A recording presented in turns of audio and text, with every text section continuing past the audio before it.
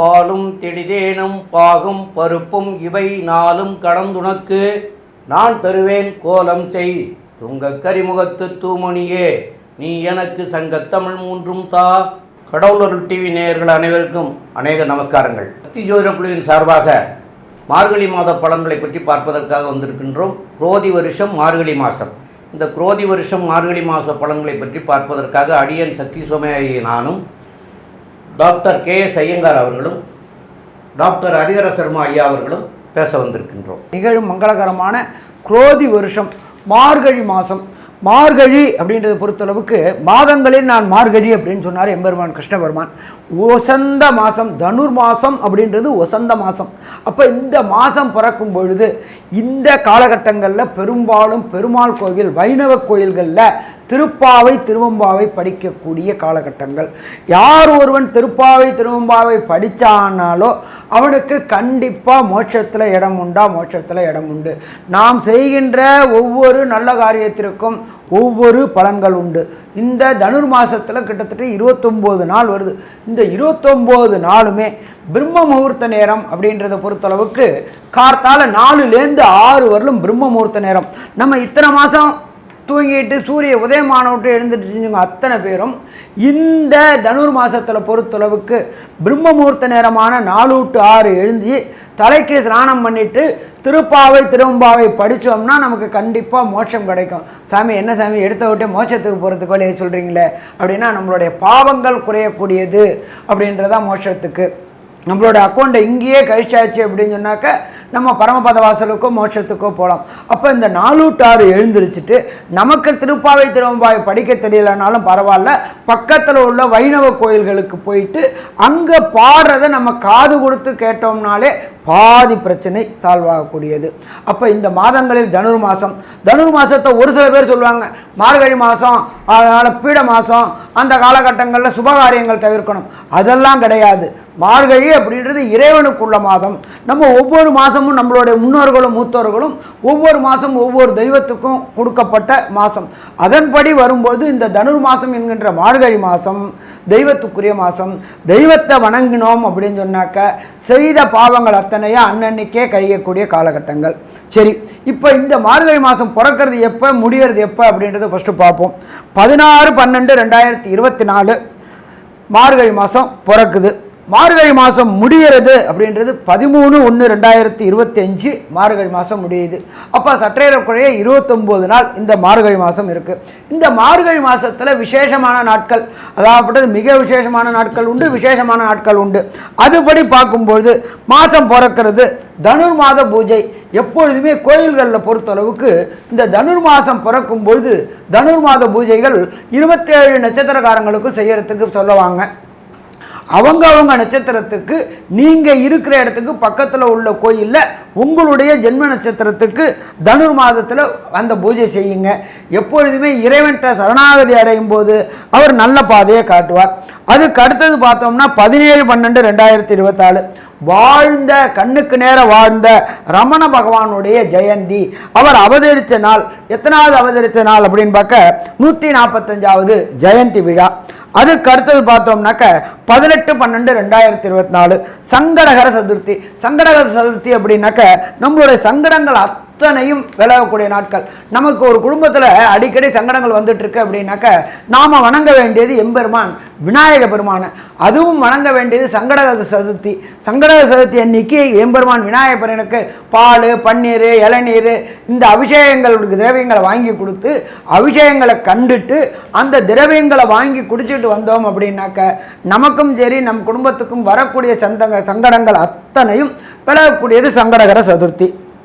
அதுக்கு அடுத்தது 27/12/2024 காஞ்சி ஸ்ரீ மகாபெரியவர் சந்திரசேகர சரஸ்வதி சுவாமிகளுடைய ஆராதனை நாள் அப்படின்றது ரொம்ப விசேஷமான நாள். அதுக்கு அடுத்தது பார்த்தோம் அப்படின்னாக்க 30/12/2020 தன்னுடைய பலம் என்ன அப்படின்றது தெரியாமல் இருந்த ஒரு ஆஞ்சநேயருக்கு அனுமந்த ஜெயந்தி. அனுமந்த ஜெயந்தி அப்படின்றது ஆஞ்சநேயர் அவதரித்த நாள் அப்படின்றது அனுமந்த ஜெயந்தி. அதுக்கு அடுத்தது பார்த்தோம் அப்படின்னாக்க 2/1/2025 ஸ்ரவண விரதம். ஸ்ரவணம் அப்படின்னாக்க திருவோண நட்சத்திரத்துக்கு பேர் ஸ்ரவணம்னு சொல்லுவோம். ஸ்ரவண விரதம் இருக்கக்கூடிய நாள். அதுக்கு அடுத்தது பார்த்தோம்னாக்க 10/1/2025 வைகுண்ட ஏகாதசி, பரமபத வாசல் என்கின்ற சொர்க்க வாசல் திறக்கக்கூடிய நாள். வருஷத்துக்கு ஒரு ட்ரிப்பு இந்த மார்கழி மாதத்தில் வரக்கூடியது வைகுண்ட ஏகாதசி. அன்னைக்கு காலையில் பொறுத்தளவுக்கு 4 மணிக்கு எழுந்திரிச்சா சொர்க்க வாசல் திறந்து அந்த சொர்க்க வாசலை கண்டுட்டு எம்பெருமானை கண்டு தொழுதுட்டு வந்தோம்னாக்க அந்த ஆண்டு ஆனந்தமான ஆண்டாக இருக்குமா, ஆனந்தமான ஆண்டாக இருக்கும். அதுக்கு அடுத்தது பார்த்தோம் அப்படின்னாக்க 12/1/2025 ஸ்ரீ நடராஜருக்கு அபிஷேகம். இங்கே தமிழ்நாட்டில் மட்டும் இல்லை, இந்தியாவில் உள்ள அத்தனை நடராஜருக்கும் அபிஷேகம் பண்ணக்கூடிய நாள். பெரும்பாலும் பார்த்தோம் அப்படின்னாக்க ஈஸ்வரனுக்கு பெரும்பாலும் அவ்வளோ தூரம்லாம் அபிஷேகம் பண்ண மாட்டாங்க. ஒரு சில காலகட்டங்களில் அபிஷேகம் பண்ணுவாங்க. எம்பெருமான் நடராஜர் விக்கிரகத்துக்கு அபிஷேகம் பண்ணக்கூடிய நாள். அதுக்கு அடுத்தது பார்த்தோம்னாக்க 13/1/2025 ஆருத்ரா தரிசனம். ஆருத்ரா அப்படின்னாக்க பஞ்சக்ஷேத்திரம் இருக்குது. அந்த பஞ்சக்ஷேத்திரத்தில் உள்ள ஈஸ்வரனுக்கு ஆருத்ரா தரிசனம் பண்ணுவாங்க. இந்த ஆருத்ரா தரிசனம் அப்படின்ற பொறுத்தளவுக்கு நம்மளுடைய தென் கைலாயம் என்கிற சொல்கின்ற சிதம்பரத்தில் ரொம்ப விசேஷமானது. அந்த திரையை விலக்கி எம்பெருமான் ஈஸ்வரனை காக்கட்டக்கூடிய நாள். அப்போ ஈஸ்வரனை பார்த்தாச்சு அப்படின்னாலே அண்டம் பிண்டம் எல்லாத்தையும் பார்க்கக்கூடியவர். அவர் தன்னோட ஒரு காலங்கால அண்டத்தையும் பிண்டத்தையும் அளந்தக்கூடியவர். உலகத்தையே இயக்கக்கூடியவர் எம்பெருமான் ஈசன். அந்த ஈசனுடைய நாள். ஒவ்வொருத்தருக்கும் ஒவ்வொரு நட்சத்திரத்தில் பிறந்தாலும் எம்பெருமான் ஈசனை பொறுத்தளவுக்கு பிறப்பு இறப்பு அற்ற நிலை உள்ளவர். அவருடைய ஆருத்ரா தரிசனம் நாள் அப்படின்றது ரொம்ப ரொம்ப விசேஷம். சாமி, இதை தவிர வேறு ஏதாவது விசேஷம் உண்டா? கண்டிப்பாக உண்டு. ஆங்கில புத்தாண்டான 1/1/2025 அதுதான் ஆங்கில புத்தாண்டு பிறக்குது. இதை தவிர நம்மளை பொறுத்தளவுக்கு இந்த மார்கழி பிறக்கும் போதே போகி பண்டிகை அப்படின்னு சொல்கிறோம். போகி பண்டிகை அப்படின்னா என்னன்னாக்க பழையன கழிதலும் புதியன புகுதலும் தான் போகி பண்டிகை. இந்த ஒரு வருஷத்தில் ஒரு போகி பண்டிகை வரும்பொழுது அந்த போகி பண்டிகை அன்னைக்கு பழைய அத்தனையும் வேண்டாத பொருள் அத்தனையும் எரிக்கக்கூடிய நாள். அப்போ எரிக்கக்கூடிய நாளில் நம்மளுடைய செய்த பாவங்களையும் எரிக்கக்கூடிய நாள். அதுக்கப்புறம் பார்த்தோம்னா பொங்கல் வருது, வரிசையாக வருது, அது தை மாதத்தில் வருது. அப்போ 1/1/2025 இந்த மார்கழி மாதத்திலேயே புது ஆண்டும் பிறக்குது. சரி, இந்த காலகட்டங்களில் என்னென்ன கிரகங்கள் என்னென்ன நிலையில் இருக்குதுன்றதை பார்ப்போமா? ரிஷபராசியில் எம்பெருமான் குரு பகவான் வக்ரகதியில் இருக்கார். அதுக்கு அடுத்தது பார்த்தோம்னா கர்க்கடகத்தில் செவ்வாய் பகவான் நீச்ச நிலையில் இருக்கார். காலபுருஷ தத்துவத்தின்படி 6ஆம் இடமான கன்னியா ராசியில் கேது பகவான் இருக்கார். அதே போல் காலபுருஷ தத்துவத்தின்படி 8ஆம் இடத்துல புத பகவான் இருக்கார். அதுக்கு அடுத்தது பார்த்தோம்னா மார்கழி மாதம் பிறக்குது அப்படின்னா தனுர் மாதம். தனுர் மாதத்திலேயே சூரிய பகவான் இருக்கார். அதுக்கு அடுத்தது மகரத்தில் சுக்கிர பகவானும் கும்பத்தில் சனி பகவான் வக்ர நிவர்த்தி அடைஞ்சிருக்கார். காலபுருஷ தத்துவத்தின்படி 12ஆம் இடமான மீனத்தில் ராகு பகவான் கோதண்ட ராகுவாக இருக்கக்கூடிய இந்த காலகட்டங்களில் இந்த மார்கழி மாதம் பிறக்குது. அப்போ இந்த மார்கழி மாதத்தில் ஒவ்வொரு ராசிக்கும் என்னென்ன நற்பலன்கள் என்னென்ன கெடுபலன்கள்ன்றதை பார்ப்போமா? அன்பார்ந்த மீனராசி அன்பர்களே, உங்களுக்கு நாம் இப்போ பார்க்க போகிறது மார்கழி மாதத்தில் என்னென்ன நற்பலன்கள் என்னென்ன கெடுபலன்கள் உங்களுக்கு இருக்குது அப்படின்ற பார்க்க போகிறோம். ராசியிலேயே ராகு பகவான் இருக்கார். ராகு அப்படின்றது இயற்கைய சுபர், ஆனால் அவருக்கு வீடு கொடுத்தவர் குரு. அதனால் அவர் குருவோடைய வேலையை செய்யணும் அப்படின்றதுனால அது கோதண்ட ராகு ஆகிறார். அப்போ இந்த காலகட்டங்களில் கடந்த காலகட்டங்கள்லேருந்து 7.5 சனியிலால் இருந்த பிரச்சனைகள் குறையக்கூடிய வாய்ப்புகள் உண்டு.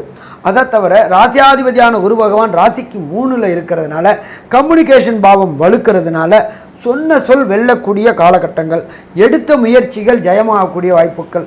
அப்போ இந்த மார்கழி மாதத்தில் எந்த காரியம் நீங்கள் தொட்டாலும் அது மண் தொட்டாலும் பொன்னாகக்கூடிய காலகட்டம்னு சொல்லலாமா? கண்டிப்பாக சொல்லலாம்.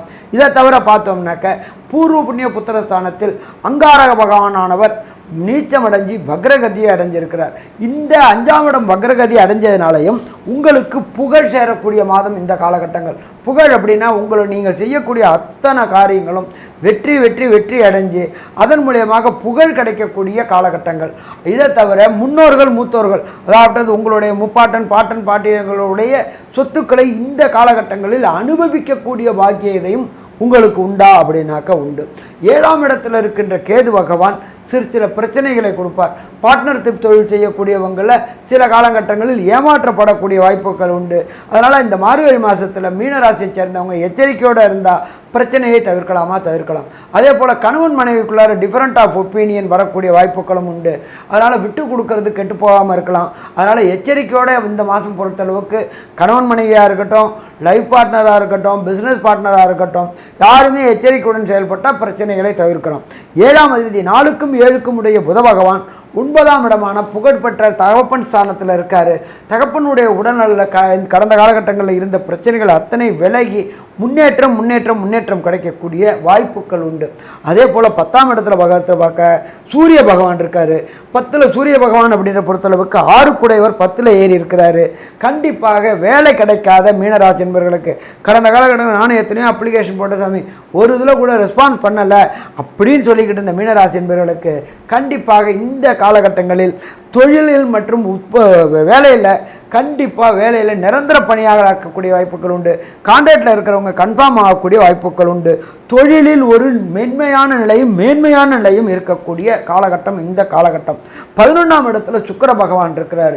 லாபஸ்தானத்தில் சனி பகவானுடைய ஃபேவரேட்டான இடத்துல நட்புக்குண்டான இடத்துல இருக்கிறதுனால தொழில் செய்யக்கூடிய அன்பர்கள், அதாவது பிஸ்னஸ் செய்யக்கூடிய அன்பர்கள், மீனராசி அன்பர்களுக்கு 10 ரூபா போட்டால் 100 ரூபா வரதுக்கு பதில் 10 ரூபா போட்டால் 1000 ரூபா வரக்கூடிய காலகட்டம்.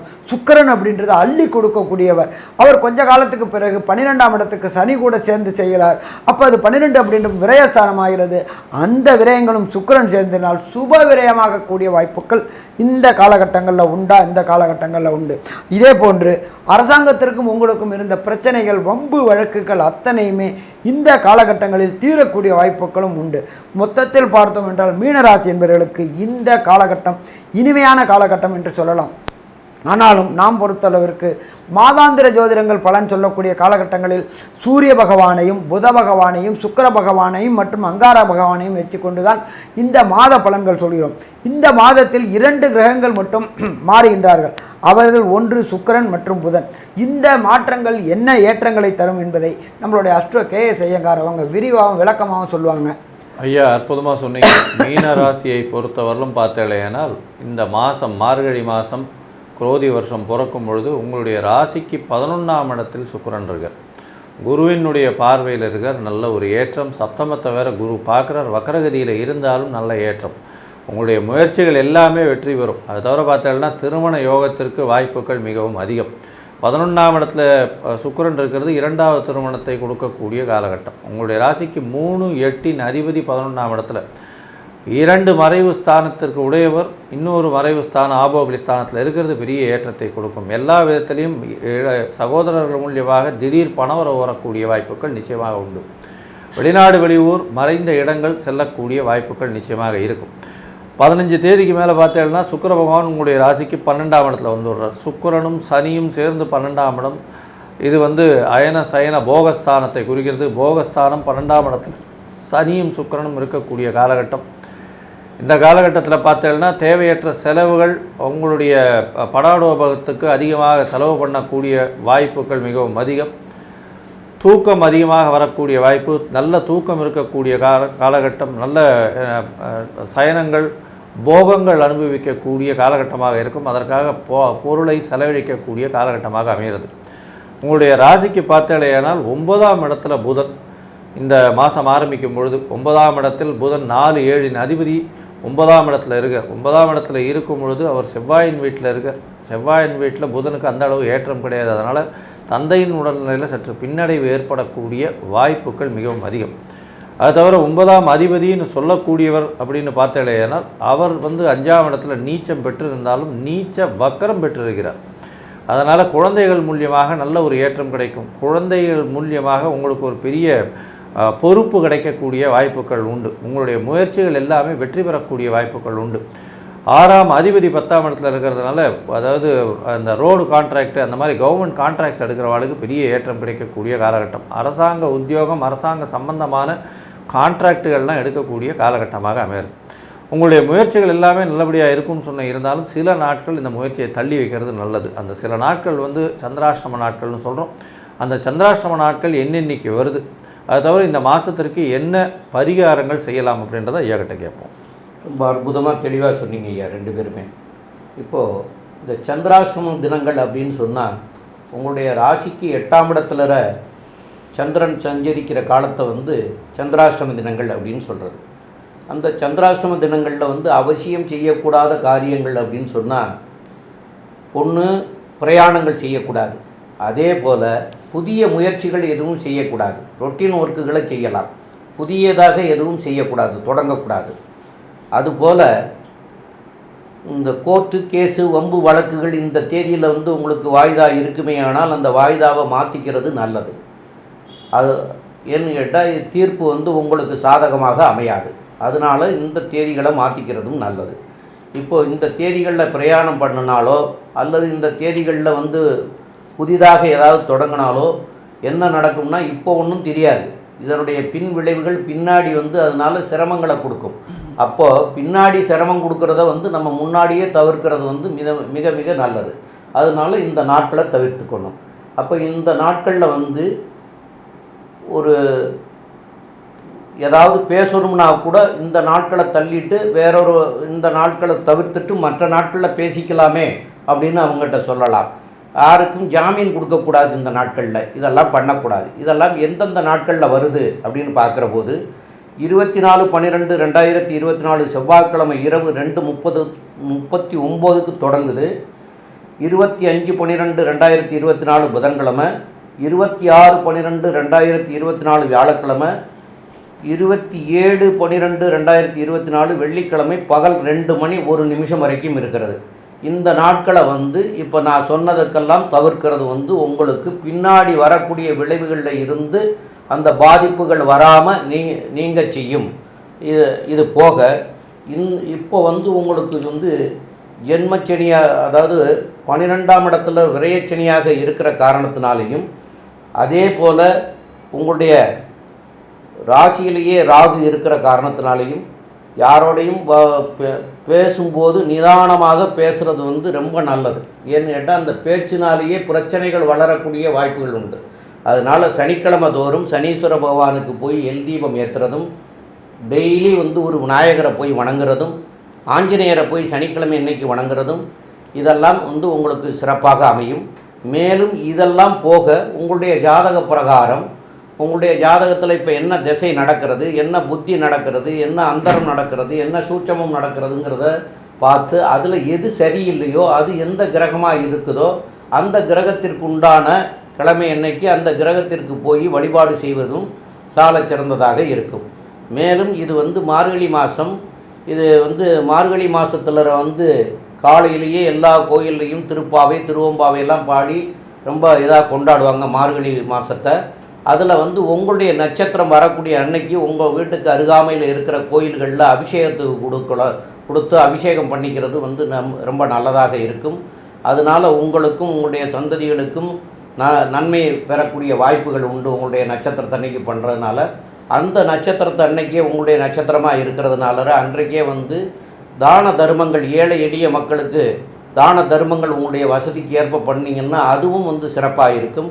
மேலும் உள்ள விவரங்களை பற்றி நம்முடைய டாக்டர் KS ஐயங்கார் அவங்க சொல்லுவாங்க.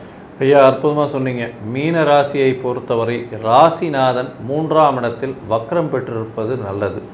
ஏன்னா ராசியில் ராகு பகவான் இருக்கிறதுனால நினைத்த காரியங்கள் எல்லாவற்றையும் நடத்தி வைக்கக்கூடிய வாய்ப்புகள் உண்டு. பிரம்மாண்டமாக யோசிப்பீங்க, நிச்சயமாக உங்களுக்கு எல்லாமே வெற்றி பெறக்கூடிய வாய்ப்புகள் உண்டு. சமசப்தமத்தில் கேத்து இருக்கிறதுனால பார்ட்னர்ஷிப் பிஸ்னஸில் ஜாகிரதையாக இருங்க. எதிர்பாலினத்தவரோட ஜாகிரதையான உறவு இருக்கிறது நல்லது. 12ஆம் இடத்தில் இருக்கக்கூடிய சனி பகவான் உங்களுக்கு 7.5 சனியை ஆரம்பித்ததை காட்டுது. செலவுகள் தேவையில்லாமல் இருக்கும், அதீத செலவுகள் வரும், தேவையற்ற பண விரயங்கள் இருக்கக்கூடிய வாய்ப்பு உண்டு. பண வரவுகள் நிச்சயமாக அதிகமாக இருக்கும். ஏன்னா 2ஆம் அதிபதி 5ஆம் இடத்துல நீச்சப்பட்டாலும் வக்கரமடைகிறதுனால அதீதமான பண வரவுகள் இருக்கக்கூடிய வாய்ப்பு உண்டு. தொழிலில் பெரிய ஏற்றம் இருக்கும். சொந்த தொழிலில் பெரிய ஏற்றம், அதாவது இம்போர்ட் எக்ஸ்போர்ட் பிஸ்னஸில் பெரிய ஏற்றம் இருக்கும். கடல் பிராணிகளை வியாபாரம் செய்பவர்களுக்கு பெரிய மாற்றங்கள் ஏற்படக்கூடிய வாய்ப்பு. தங்கம் முதலான வியாபாரங்கள் செய்பவர்களுக்கு, கோல்டு அக்கௌண்ட்ஸு, இதில் பேங்கிங் அக்கௌண்ட்ஸு, சாஃப்ட்வேர் அக்கௌண்ட்ஸு இதெல்லாம் பண்ணுறவங்க, ப்ரொஃபஸர்ஸு, டீச்சர்ஸு இவங்களுக்கெல்லாம் பெரிய ஏற்றத்தை கொடுக்கக்கூடிய காலகட்டம். படிக்கக்கூடிய மாணவர்களுக்கு பெரிய வெற்றி வாய்ப்பு கிடைக்கக்கூடிய காலகட்டம். வெளிநாடு போய் வரக்கூடிய வாய்ப்புகள் நிச்சயமாக உண்டு. ஷார்ட் ட்ரிப்பாக இருக்கும். அது தவிர பார்த்தோம்னா வேலை மாறுதல்கள் வரும், வேலையில் ஏற்றம் வரும், முன்னேற்றம் வரும், ப்ரொமோஷன் வரும், அதன் மூலியமாக பணமும் வரும். ராசிக்கு 11ஆம் இடத்தில் இருக்கக்கூடிய சுக்கிர பகவான் மூலியமாக உங்களுடைய மூத்த சகோதரர்கள் மூலியமாக நல்ல ஒரு ஏற்றம் கிடைக்கக்கூடிய காலகட்டம். 2வது திருமணத்திற்கு பார்த்து கொண்டிருப்பவர்களுக்கு திருமணம் கைகூடக்கூடிய காலகட்டம். கணவன் மனைவியிடையே ஒற்றுமை நிச்சயமாக இருக்கும், அந்யோன்யம் நிச்சயமாக இருக்கும். எப்பொழுது 15 நாள், மார்கழி 15 தேதி முடிஞ்சதுக்கப்புறம் புதுசாக வியாபாரம் ஆரம்பிக்கும் பொழுது கொஞ்சம் ஜாக்கிரதையாக இருங்க. புதிய முதலீடுகளை அப்போது தவிர்ப்பது ரொம்பவும் நல்லது. மொத்தத்தில் பார்த்தாலேயானால் இந்த மார்கழி மாதம் குரோதி வருஷம் பெரிய ஏற்றத்தை கொடுக்கக்கூடிய மாதம் இருந்தாலும் சனி 12ஆம் இடத்திலிருந்து செலவுகளை அதிகப்படுத்தக்கூடிய தேவையற்ற செலவுகளை அதிகப்படுத்தக்கூடிய காலமாகவும் இருக்கும். உடல் நிலையில் சற்று கவனமாக இருக்கிறதும் நல்லதுன்னு இந்த சக்தி ஜோதிட குழு சொல்லுது. நன்றி, நமஸ்காரம். கடவுள் அருள் டிவியை பார்த்தமைக்க நன்றிகள். மேலும் இது போன்ற தகவல்களை தெரிந்து கொள்ள கடவுள் அருள் டிவியை சப்ஸ்கிரைப் செய்யுங்கள். மறக்காமல் பெல் ஐக்கானை கிளிக் செய்யுங்கள்.